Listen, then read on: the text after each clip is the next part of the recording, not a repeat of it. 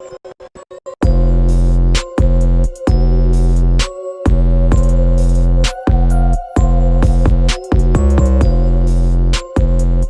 sir, gentlemen. Today is Sunday, August the 9th. Hope everybody's doing great out there. It's your boys, Ben Swan and Frankie P. We got a lot coming up. Great show for today. Thanks for tuning in, Frankie P. What is good, my dude? Yo, Sunday at a major. It's a beautiful, Right. beautiful Sunday here in Atlanta. So let's go. Not much is up. Just chilling, just grilling and chilling, baby. That's right, dude. A big week, dude. Yeah. PGA Yep. Championship. We're going to go into that. We're going to bring you up to speed with everything. And by the way, for those who have been doing fantasy drafts for Mhm. golf, we did one this week. Our buddies get together. We always do this for the Masters, but this week we decided PGA Championship. We drafted 6 players, best aggregate score, lowest score, wins the tournament, and me and another one of the guys in our pool are neck and neck. Frankie P. What's going on with that, man? How'd you? Yeah. So, yeah. That's it's you got to go right out of the gates with that. It really hurts the heart to report that my team is dead last and did terrible. But yeah, so we did the draft, but we added the cool thing. We added a little wrinkle. The pot.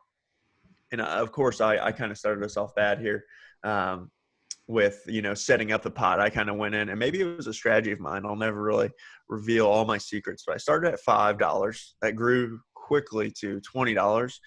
And then someone had the bright idea that after the first and second round, you could buy back in. And by buy back in, you drafted 6 people, 2 alternates. If you wanted to replace an alternate for one of your 4 main players, you had to pay uh, the difference in strokes and dollar amounts. So only 2 people did that. Ben Swan and Frankie, the Sharks. The Sharks. I made a fatal mistake. I had Cantley, who was +3 on Thursday. I replaced him with Kisner, who was -3. Cost me $5 a stroke, $30. Well, now Cantley is leading and doing better than Kisner. So paid $30 to add a worse person on my team. So that was a fatal mistake. But enough about me.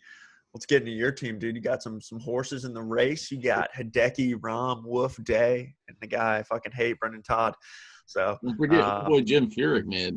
oh yeah, I switched out Jim Furyk with who was it?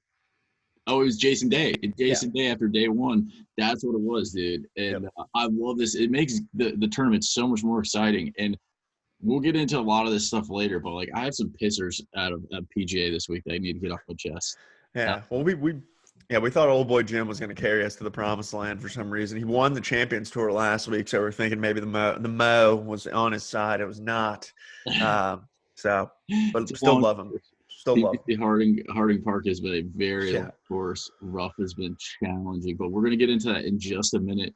Today, we're going to start today's show off with Crypto Curious. We're going to answer all your questions. It's the Ask Me Anything Crypto segment. Then we got our sports, we got our pop culture, movies, TV, and then we're going to end it with our pissers, kind bars, and questions.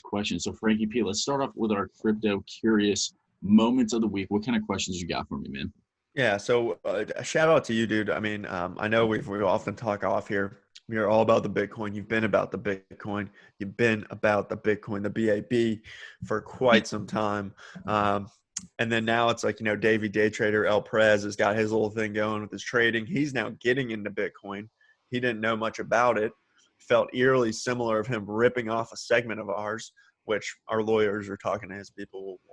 That Yeah. remains to be seen. But so I've been kind of delving more into Bitcoin. I'm still crypto curious. I've gone down, and here's the thing I found. So the other day I'm scrolling through Instagram, my little, I'm trying to get a side hustle going. Okay. And I see all these quotes from like Bezos, Warren Buffett, Bill Gates, and I forget who else it was, but Mark Zuckerberg on Bitcoin. I pulled up, I think, the article, but it was basically saying how they were very against Bitcoin. It couldn't last, was unsustainable, and just wasn't valuable, essentially. And so I was like, damn, that seems the opposite to what I've been hearing. So then I Googled it, couldn't find the post, classic Frankie P fashion. But I did find an article, and it seems like a little bit of a misquote. It seems like these guys are all heavily invested in Bitcoin. It seems like the waters were just murky, and I was seeing if you could make clear the waters for me. Is it what's going on? We get some fake news on Bitcoin, it seems like. Dude, so Yes. All right. And I'm going to start out here because I think it's like just like everything else. Um, Bitcoin is this big mystery, right? It's it's a fugazi. It's not worth anything. It's speculative. It is the same thing as the stock market in a way. It's just the SEC has a lot less like regulations around it, and when you own a stock or a coin, you actually own it. It's not just this fugazi in the air. It's all just software. All the back end stuff is just software. Think about it like that. That's how it's set up. Instead of having this like big, massive banks and conglomerates that are controlling everything and the money supply and how you can get your money, that has all been set up in a back end like infrastructure, and that's all software, it's all code, and that's how it's set up, and it's giving people Okay. financial sovereignty. So you're taking your money out of this old legacy financial system and you're just putting it into this new one. And right now, this is the bull run market, is what all the trends are saying, all the traders are saying. This is the time to get in before the coin gets up to 20K. Next thing you know, it's at 50K per Bitcoin. And you don't have to have a whole Bitcoin to get into it. You can buy Yeah. $100, buy $50 of it. Now's the time, man. Yeah, and I agree. I want to get into it. It's just like I'm still right on that fence, right? I'm right on the fence. Some days I take a couple steps forward. I think I'm diving in head first, and then you know, and then I just get reeled right back in. So I'm gonna keep coming each week and bringing And some just stuff. What real you got? quick, and you have a lot of these big hedge funds, these big banks like JP Morgan Chase, Goldman Sachs. They have gone on record saying, we hate Bitcoin. We don't like it. It's useless. It's worthless. And then 4 months later, 3 months later, another article gets released and they're investing in blockchain or they're investing in their own cryptocurrency. So this is very new stuff. Like if you want to get in on the ground floor, like right now is the time. I'm telling you, like if you look back a year, 2 years from now, your gains are going to be significant. And it like they say, it could be going to the moon. That's my 2 cents on Crypto Curious this week. Yeah, and just to kind of back you up, like the quote from Warren Buffett, it's like cryptocurrencies basically have no value and they don't produce anything. And then later in the article, he says, many of my portfolios are exploring it and I'm investing in Bitcoin and they need a lot of work. And I don't know when this article is from, like 2018, by the way. So Yeah.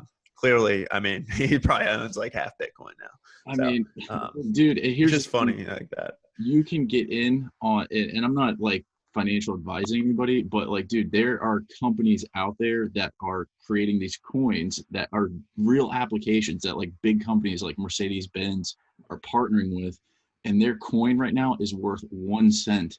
And I've seen it gone up 30, 50, 60% in 2 weeks because of some of these announcements, some of these big companies. So it's a very big rabbit hole. So if you're interested, DM me, send me questions, comments, Twitter, Instagram, anything I can help. Um, I would gladly help out any of our listeners. I actually had a friend reach out a few weeks ago that I hadn't spoken to in a while. He wanted to learn about Bitcoin. So That's nice. That's nice. Yeah, I definitely know you're a good source on that. But let's dive into the sports talk.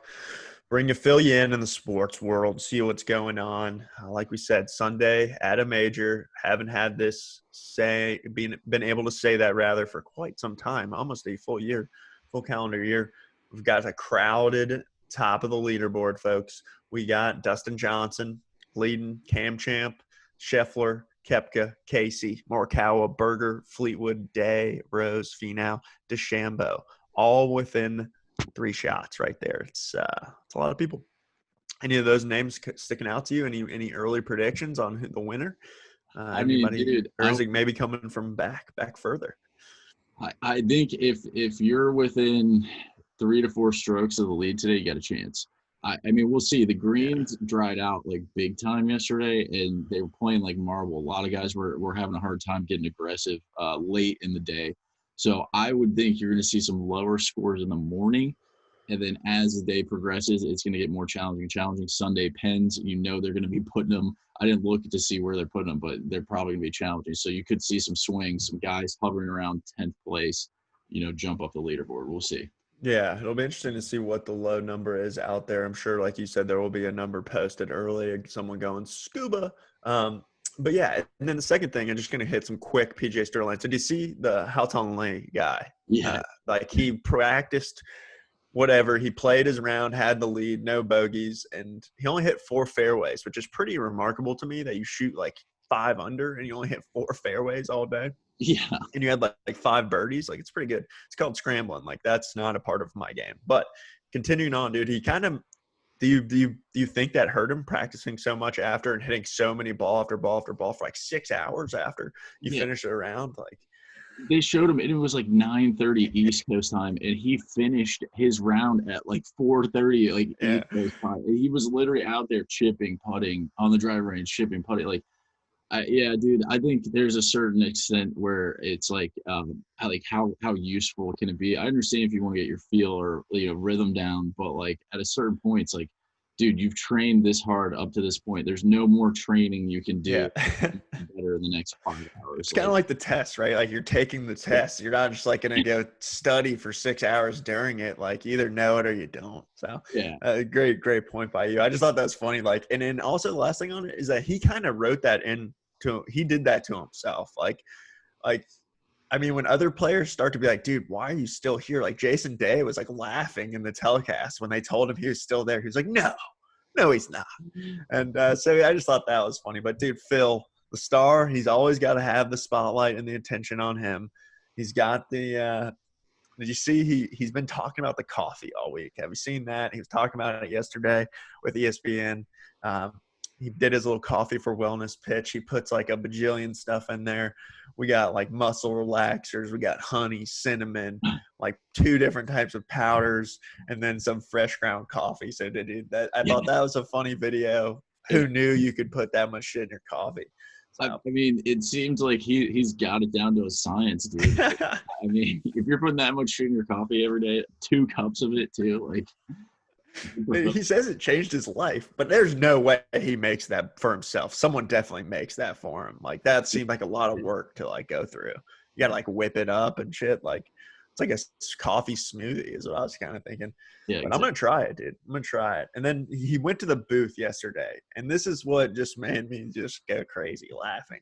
Did you see the part where he was in the booth and he was like, Faldo was like talking to him and he was like, I only have 3 favorite things I love in life.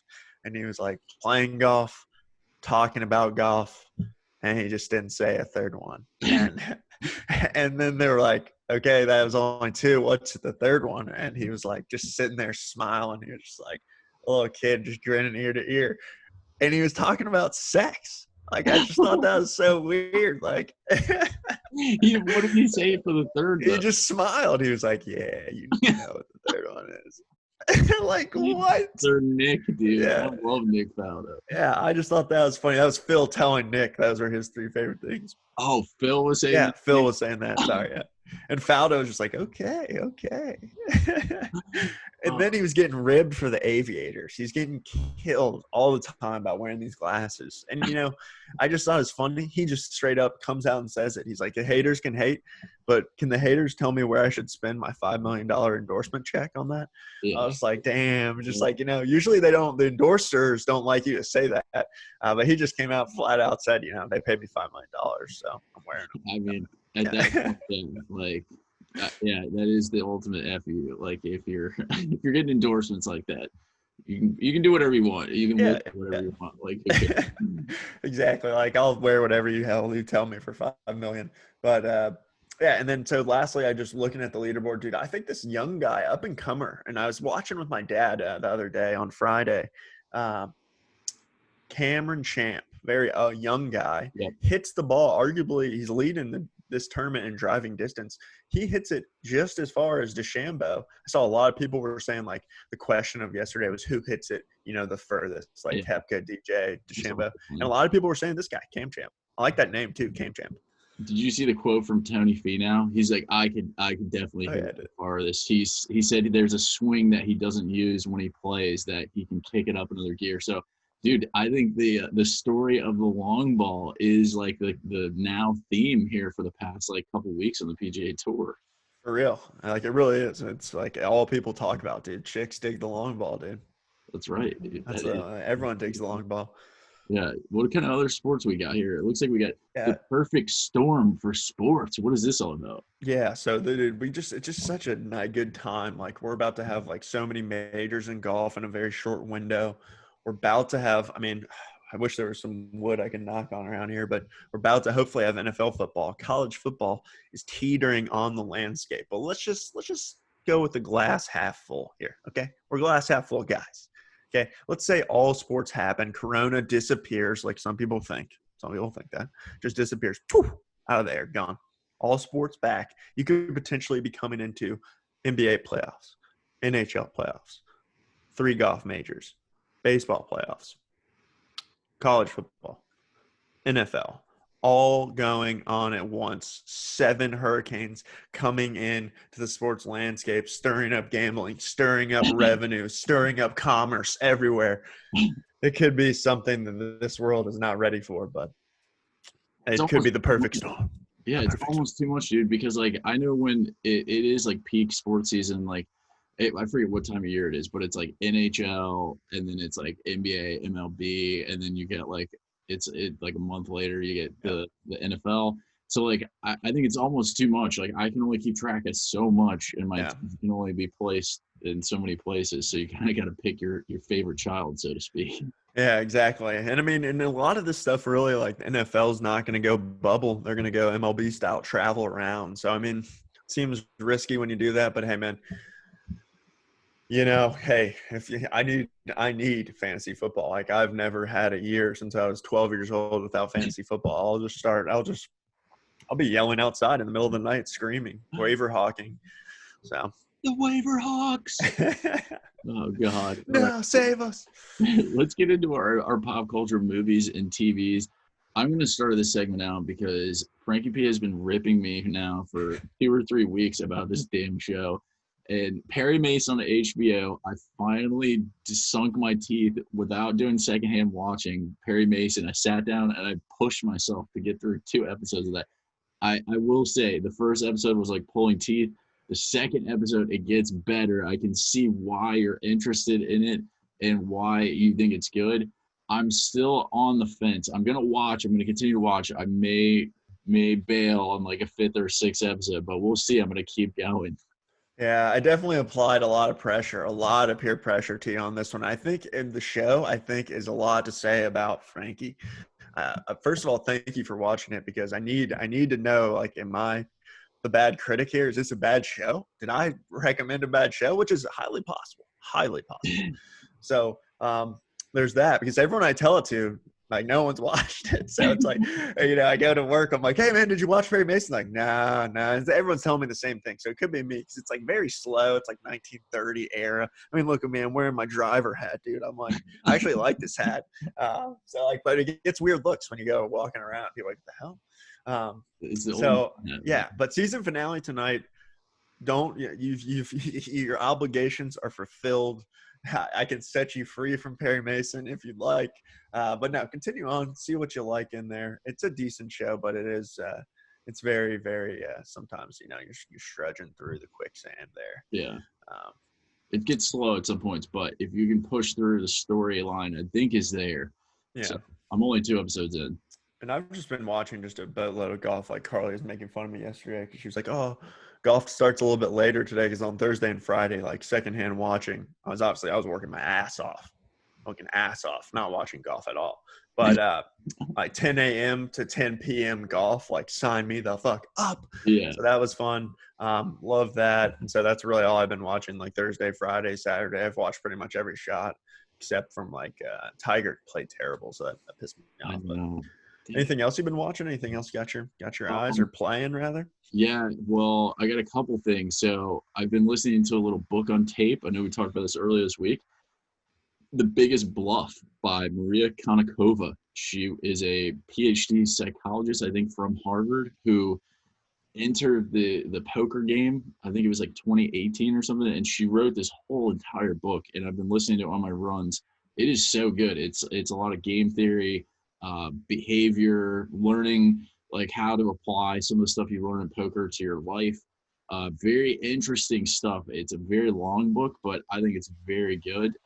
Highly recommend it. And the other one I have is Call of Duty Season 5 is out. There's trains. Stadium is open. I know you and I have been jumping on Season 5 so far. What do you think about the Call of Duty Season 5? Yeah, I mean, the hype was a little bit much. I mean, I don't know what we thought it was going to be like, an open stadium, but it's just, I mean, I like the fact they're keeping it fresh, keeping it new, keeping little wrinkles here. I mean, the bound side was they changed our favorite game mode again, so we were looking for a third. We'll probably be looking for two more, but yeah, I think it's good. It was fun. I thought the train was kind of cool. You just like ride around on the train around the map. It's pretty sweet. Fun game. So I'm still addicted fully. Yeah, dude. That's the thing that gets me though. Every time there's an update, they ruin our plunder game. It was twos, it was threes, now it's fours, and it's threes. Like, give us something, stick with it. It's a great game type. That's the only thing. And then Stadium, like the videos where like day one it got released, there was like 100 people that jumped Stadium. That was funny.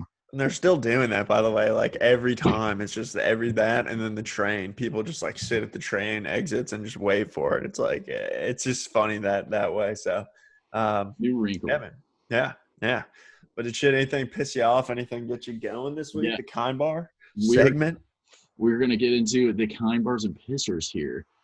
For me, dude, I have a 2-part pisser. Okay. And number one of this pisser is PGA Championship, not on mainstream TV early in the day. I know it was on ESPN Plus, and then ESPN picked it up later in the day. This is a major championship. This is where I have a problem. PGA Tour, if you're trying to grow the sport, you need to expose more people to it, not just the people who have ESPN Plus. I think they sold out for the TV contracts and the money when they could have gotten more exposure for a major championship right now. Right now, people are like craving sports. And what better point in time where you have everybody's attention to a screen than to get the PGA Championship on like a mainstream channel where everyone can watch it for the full day. It is. And we kind of remember like a couple weeks ago, they had that same thing with it's like they had to start earlier because of weather.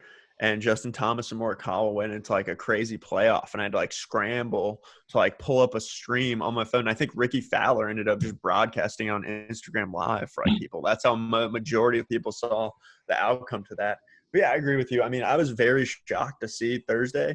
Like I didn't even know it was going to be on ESPN Plus because I figured for every major, like they do the stream for free. So like if you get on their website and you go to them, and sometimes they make you put in the email, sometimes they don't, but that you'd at least be able to stream featured groups or see a set of holes because the featured group was fucking awesome. It was like Justin Thomas, Rory, and Tiger. And yeah, man, really missed a good opportunity. So I agree with you. That's been a problem of theirs for freaking ever. So what else? What was the double? Yeah, sorry. What was the second one? The second part of this pisser is the Micro Center. Their fucking return policy, dude. So the other day I go to get a mic for my camera, go to buy this mic, and it doesn't fit with my camera, doesn't work, whatever. So I go back to return it. It's like a $60 or $70 mic. I go back to return it. The guy's like, return policies, we can't return any microphones because of the COVID. I was like, dude, I was not told this like at the register. I was upsold a warranty and I was upsold some sort of membership, but I was never told you can't return a microphone that I literally just bought yesterday. I get the policy, but like, tell your fucking customers if they're buying something they can't return to the rules about that. Like that pissed me off because now I'm stuck with like a $70 microphone. I might eBay it, so it's not the end of the world, but still. Yeah, but is it like it's only because of COVID? That's the policy. Is anything? It was earbuds and microphones, I guess, where you're like exposing yourself. But I thought maybe if you let it sit for not long enough time, it'd be okay. I guess. I mean, I get the policy, but tell your fucking customers when they're buying something, don't upsell them a warranty, $8 warranty, and then a $10 Micro Center membership, and forget to tell them that. Like, dude. Yeah. I mean, it's bad. They skipped that part. I've never been to a Micro Center, by the way. I don't even know what that is. So. It is a complete it's the nerd heaven. Like nerd heaven. You could any kind of like computer thing, monitor, gaming, like you name it, dude. They got it. I think it's better than Best Buy, depending on what you're looking for. Okay. yeah, my pisser wasn't so much, anything that really affected me. I just kind of going around. I've been noticing things lately. I kind of want to do a quick PSA. Is people just skipping safety precautions? Okay, safety first, folks. Safety first. I go to Publix. Masks. You have to wear a mask to come in here. You have to wear a mask. Says that on the wall. Masks only. There's like 20 people walking around without masks. Okay, whatever. I'm not trying to get into the thing, but read etiquette 101. If you have a fucking sign that says, hey, you have to wear a mask, let's enforce it. Yeah. Or just take it down. Like, I don't know why you have to misconstrue everything or like make it hard for everyone. And it's kind of like, the Micro Center. It's like fucking just put a sign up that says, hey, all microphones, all this aren't going to be, it's not that hard. But I was walking down the street the other day. I'm taking Roy for a walk. There's like the guy on the house next to me. These two young gentlemen that looked like they're high school age, hustling out summer job, were like blowing a roof. I don't know. I've never seen anyone clean gutters with a blower. I guess that's possible. These kids were just like on a huge slant roof, just like with blowers on their back, just like running around blowing leaves off. And I couldn't even look at them. I was so scared they were going to slip and fall off. Like next thing you know, I waved to them or something. I waved back and they just tumble down. It's like, oh shit, I just killed a guy. But yeah, two things I noticed. But I think I was just earlier today. I went to Bagelicious to get some bagels. They have it marked on the thing here. When you're up, stand here, stand here. The guy behind me is like in my square. Now, granted, not a big deal, but fucking pay attention. Like, Jesus, man. Sorry for saying the J word, but I just get riled up. Safety first, guys. It's the state of America right now. We have this like strong division between, hey, let's do what's maybe smart, and then you have the people who are like, my freedom, my right, god damn it. But wear a fucking mask. It's not that hard. Yeah, and it's just funny. And then so we did have good stuff happen to us. Yes, I know we talked about this earlier. Chip God turned bobblehead God. Oh, he changed religions on us, and now he went bobblehead God, and he provided me 3 brand new Braves bobbleheads. I guess he just has a plethora of bobbleheads. He's just giving away bobbleheads. So he gave me 3 bobbleheads. I put them up. It looked sick. Yesterday was National Baseball Card Day. Okay, I'm a nerd. I went to my little hobby place to get my free pack, and my buddy. So we had a little miscommunication. This was in the running for Pittsburgh. I was supposed to go meet my friend at this card store. Well, I missed a text, and I didn't know what card store he was talking about, so I just Googled card store in Marietta, which one I thought he was going to. Went there. He was actually going to the other one closer to me. So I pretty much drove to his house. He drove to my house. And then I was like, I didn't know it was National Baseball Card Day at this time. And so I walk in. It's like super packed. I'm like, what the hell? Why is it so crowded? And I just walk out. He's like, where are you? I'm here. I'm like, I'm here. We're like walking around. The store's not that big. And then he gets all pissed off because I have to go to the pool with my in-laws. So now I've messed up everything and we're supposed to go eat. I'm like 30 minutes away now in the wrong spot. So anyway, go over there. Well, he tells me, he's like, hey, I was there. You get a free pack. That's why we were doing it. I bought a bunch of extra packs. And I'm like, I'm getting really nerdy in baseball cards here, but you can buy packs and you pay like $5 and you get a pack of 15. The free packs are like some bullshit packs. It's just like fake throwaway cards essentially. But he's like, I bought all these packs. The guy said they're really hard to find. There was only 4 more in the set. I bet you if you go, you'll get the Luis Robert rookie card because I didn't get them, and he bought like 5 or 6. So I was like, shit. And so that's just eating at me while I'm at the pool. I'm like, fuck, I got to go fucking get my free pack of cards. And now I'm itching my addiction on card buying. So I go, I buy the packs. I left 2. I come home. I end up buying 1 more because the guy was like, if you pay cash, I'll throw in another one. So I was like, sure, here you go. Throws in another one. Get home. Last pack. Open it up. Luis Robert first edition rookie card. Wow. Going on eBay for $45 right now. Ooh. So yeah. And I'm gonna keep it obviously. But then my buddy, I made him even doubly mad because then he was like, that should have been my card. I fucking told I should have bought more packs. And it's just funny. So I'm addicted to cards, dude. Bobbleheads, National Baseball Card Day, Major Sunday. Inject all the sports into my face. Dude, love it, man. Love it.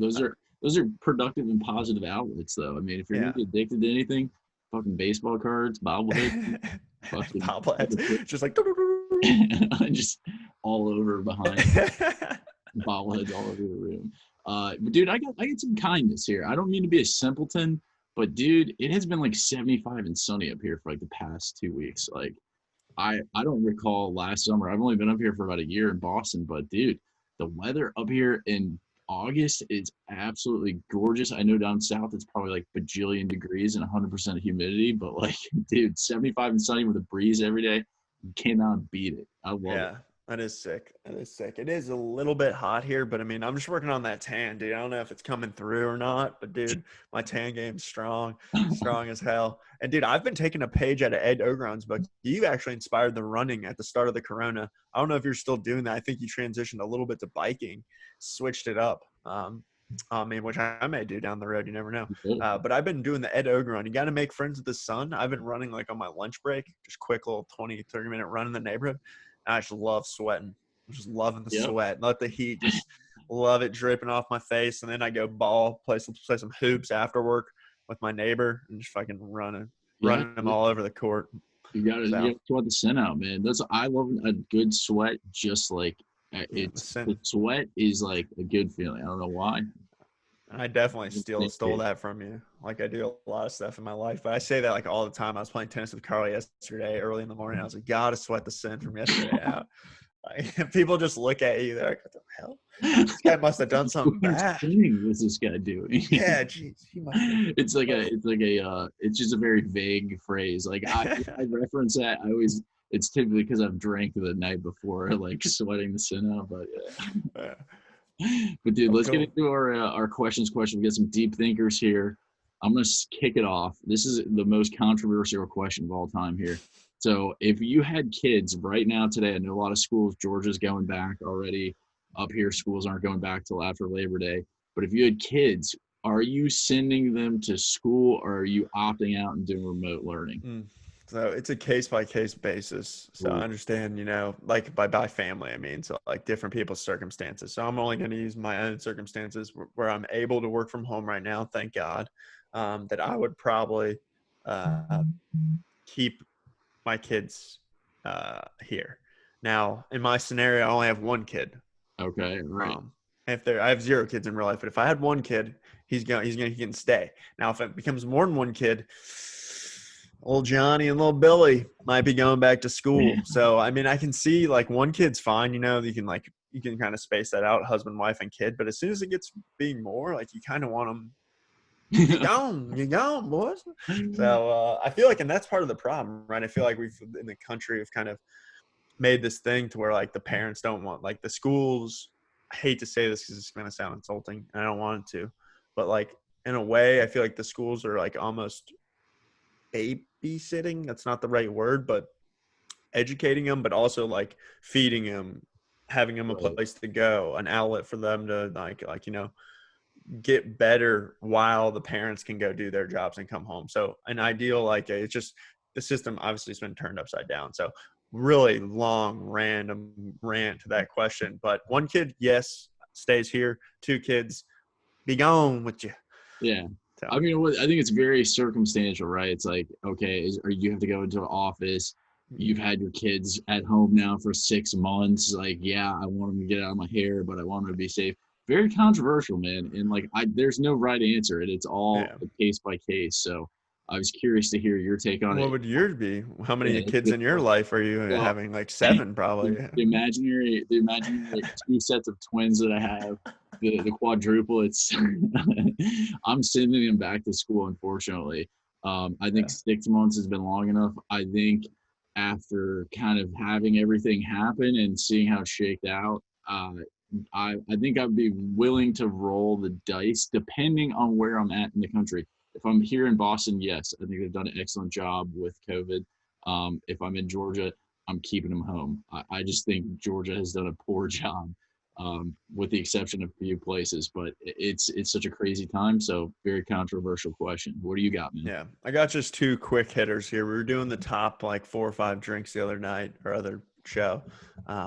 I kind of got some talks here. Like, what are your go-to side dishes? If you were going to make a meal and someone said you got to bring sides, or throw that out, actually, what are your ideal meal? You get 2 sides, top 4 to 5 sides. Ooh. What are you going with here? So like, are we talking like casseroles, like Thanksgiving. No. Or like, Yeah, sorry. Like, it's a great question. No, more like like sides to like a meal. So like, you have steak and then potatoes and a broccoli, or like carrots and asparagus. Like, I guess mine would be first of all potato, number one. Number two, I would go with a salad of some kind. okay. Three would be um, a vegetable. I don't sleep on carrots, dude. I'm bound with big carrot phase. So I'd maybe get some carrots prepared. And then maybe I like a good broccoli or Brussels sprouts, actually, fourth. And then I don't know. I always get down in the nitty gritty, but like a mac and cheese or like a pasta side dish. So yeah, it's tough. It's a tough like five ranking. So for me, it's some sort of steamed or grilled veggies. I think that's like Okay. when that's done well, dude. Oh, those are good. Okay, so steamed veggies. I'm talking what beans, dude. Nothing like Ooh, good side of beans. Oh man, it's beans. true. That's number two. Number three for me, side. Let's see here. I think buttery mashed potatoes, and we're talking like Yeah, good mashed potatoes. yeah, those Those are good. spot.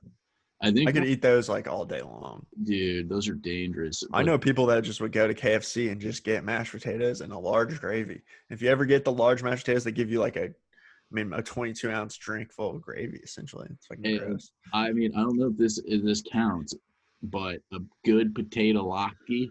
Okay, you ever had Okay. one of those? Yeah, I have. I have. Those are good. Those are good as That's well. Don't sleep on corn. I left that out. Corn. I don't know how you feeling about that, but you can do a lot with corn. corn's always a good side to have. How about this potato salad? I just went four potato items. Yeah. Well, see, I kind of lumped all that into one potato. The potato is the ultimate side, I would say. Yeah, potatoes is the most like utility. That's the utility player. It's like, I got this potatoes. What do I do? Yeah, and it's tough. It's tough to really break out the potato and vegetable. Like vegetable, you're always going to get a meat and a veggie and a potato. But that's pretty much all I got.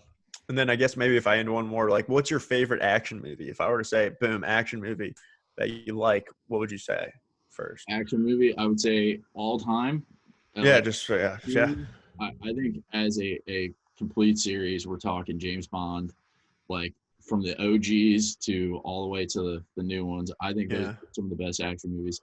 And then I like a good like Jason Bourne, CIA, Okay. dark ops, dark government conspiracy movie. Those are kind of my two. Those are my two like genres of action movies.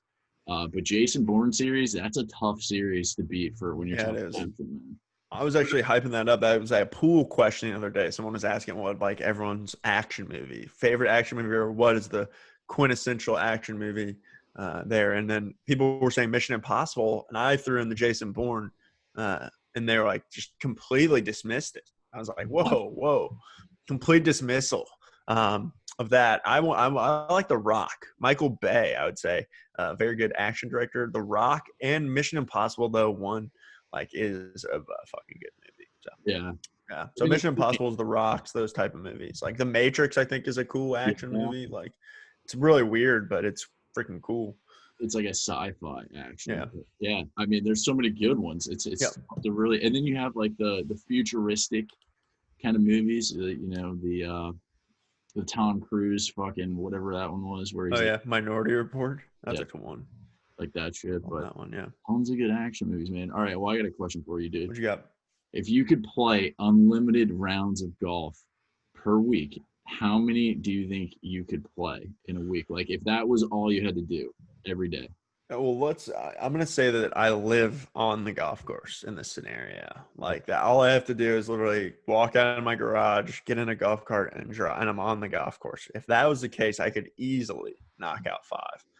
Now, if we're Every day. commuting, no, in a day per day, So we're talking no, per week. I was saying, sorry. throughout the full week. If you could, if Yeah. you didn't have a job and like Oh, no you had job. Okay. access to a golf course every day for however long you wanted, every week, how many times per week are you playing?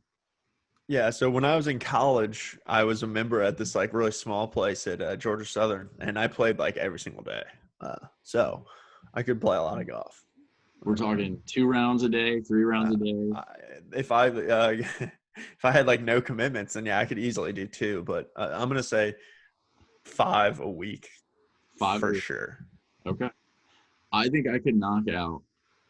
No, we're just talking 1 week. This could be like for a month straight. This could be for like 6 months straight, and then you don't play for 6 months. But if I had access, unlimited access to a course, I'm playing 3 rounds a day.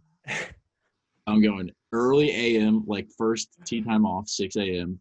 Then I'm going back home, maybe relaxing for an hour or two, then I'm eating lunch, and then I'm going out for a lunch round, getting done in about 3 hours. And then I'm going to get the late afternoon round, probably around 5 or 6 twilight, and I'm going to try to play for as long as I can. And we're assuming that there's nobody else on the course. Okay. You're able to get 3 hour rounds in, no big deal. Dude, you'd be hot tongue late. You'd be so like tired. 21 rounds a week, dude. That would be awesome. That'd be the life. Oh, I know. It's an interesting question.